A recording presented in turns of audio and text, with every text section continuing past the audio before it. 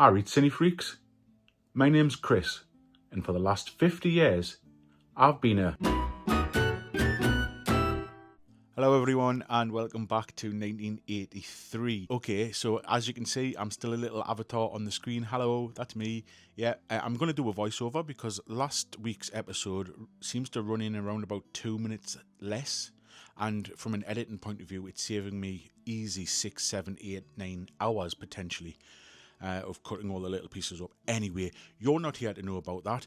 You're here for the quiz, so let's get on with it. Top 10 Canny Good Film Quiz of 1983. The rules are simple.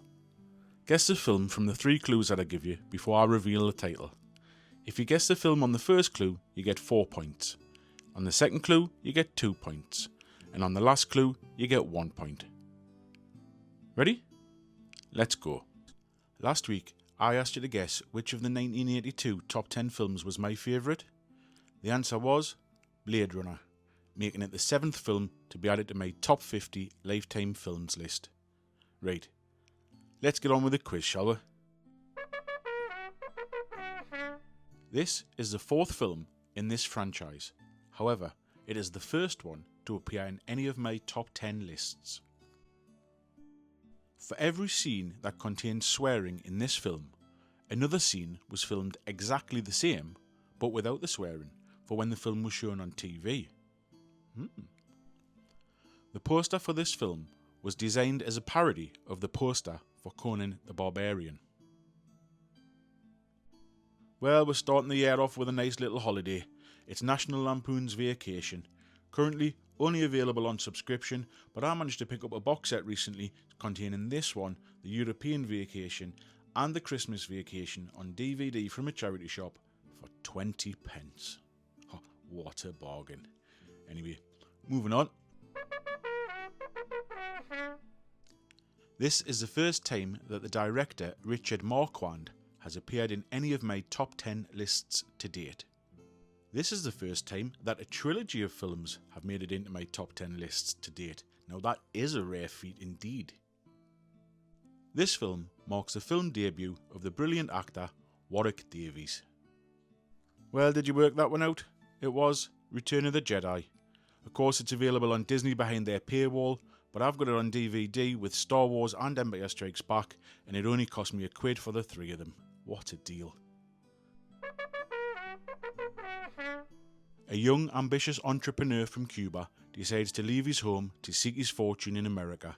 He acquires a green card and moves to Miami, Florida. He meets a lovely young girl and his business flourishes. The prop firearms used in this film were equipped with electronic synchronizing devices so that they would only fire when the camera shutter was open. The result was that the gun's muzzle flashes were much more visible and consistent than in any other film of that time. Say hello to my little pal. Did you work this one out? It was Scarface. It's available to stream on Now TV, or you could pick it up on physical media from most good charity shops.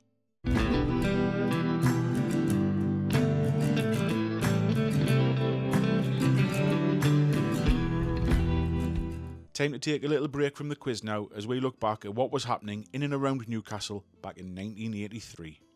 The tune was thriving in 83 because we all jumped on the metro down to Whitley Bay to be the first to ride the new corkscrew roller coaster at the Spanish city. However, work was hard to find for a group of Geordie brickies, so what they did, they went in a car, they took the ferry out to Germany and started a new TV series. RVDC and Pet debuted this year. On May the 18th this year, thousands of Geordies gathered to welcome Princess Diana to the tune as she opened the new and current Red Hugh Bridge. But she wasn't the only princess to grace our shores that year. 1983 also saw the opening of the new floating nightclub on the river. The Tuxedo Princess opened for the first time, complete with its rotating dance floor. Oh, how many times I fell off that. Right, well, that's enough of that. Back to the quiz. This is the 3rd film in this franchise. However, unlike the first 2, this one, it didn't get a cinema release in the UK, it went direct to video. The main actor from the first 2 films in this series only appears in this film as a cameo. This film has the lowest IMDb and lowest Rotten Tomatoes score from any of my top 500 films. Well, the fourth film of 1983 to make my top 10 is Smokey and the Bandit 3. And the reason that it's in my top 10, and the second one's not, I actually saw this film before the first two. Anyway, it's available on Apple TV or on physical media. The writer of this film wrote the story in 1952 after being inspired by the musical Singing in the Rain. This film is the first film in my top 10 list to date to feature another of my favourite actors, Jonathan Pryce. Never whisper your dreams, for someone might be listening. Bit of a tough one this. It's Something Wicked This Way Comes. A really unsettling film, I think. Proper creepy like. Anyway, it's available on Disney Plus in the UK, and I don't have this on DVD, so this one is going on my list. You just made the list! Oh, for F's sake. Amy Irvine was nominated for both an Oscar and a Razzie for Best Supporting Actress and Worst Supporting Actress for the same role, for her role in the film Yentl. 1983 saw film director John Landis direct a 14-minute music video called Thriller for a certain Michael Jackson. 20-year-old actress Vanessa Williams became the first African American to win the Miss American crown. And to wrap this one up, in 1983, Arnold Schwarzenegger became a US citizen. One day he might even go into politics. Oh, for F's sake. This film is widely regarded as the first Brat Pack film. I was today years old when I found out this film had a sequel in the form of a TV series in 1990. Wow. The gang members in this film include Ponyboy, Dallas, and Soda Pop. Come on, that last clue must have gave it away. It was, of course, The Outsiders. Available to watch on Prime Video with a subscription, but I'm sure I have this somewhere on DVD, so I'm going to have to get to the garage sorted and dig it out. This film marked the 99th film for the actor Ralph Bellamy.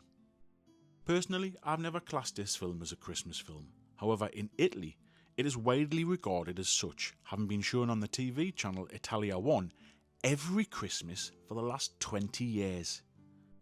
I love finding Easter eggs in films, and this one is no different.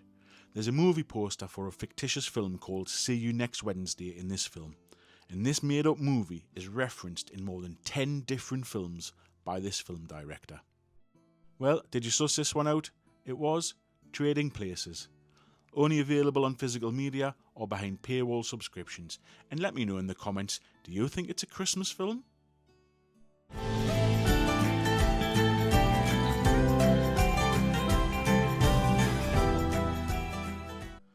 Well, of course, I couldn't do my top 10 without a few notable mentions now, could I? Turns out I'd seen a total of 47 films released this year. Here's a few that are worth a watch but just didn't quite make me top 10.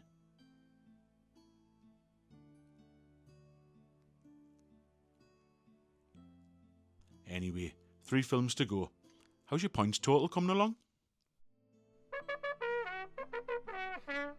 The majority of this film's trailer was made using a Commodore 64 home computer. With this film, David Cronenberg has now joined the likes of Spielberg, Parker and Scorsese in my top 10 directors who have 3 or more films. Long live the new flesh. What a film. So ahead of its time. It's David Cronenberg's Videodrome. It's not available to stream anywhere for free that I could find, and I don't have the DVD, so this one is going on my list. The NORAD command center built for this movie cost $1 million, making it the most expensive set ever constructed at the time. In 1983, when this film came out, computer hacking was not classed as a punishable crime. That changed not long after this film's release. The tagline for this film is, "The only winning move is not to play." I loved this film growing up. War games, pioneering internet crime way before anyone had even heard of the internet. While shooting this film, the producer and director made a 45-minute behind-the-scenes documentary. They called it Group Madness. The actor Eric Idle said this is one of the worst movies he's ever made, but then went on to say the best times can be had on the worst movies. The singer David Bowie has a cameo in this film. He has an uncredited role as the Shark. Well, what a way to round off the year. It's Yellowbeard. Available on Prime Video and other streaming sites if that's your thing. But you know what? It's also available on physical media and probably available in most good charity shops. Well, that's me done with 1983. How you doing in the quiz so far?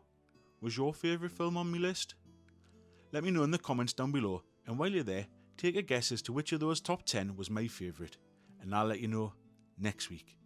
Till then, gan Canny.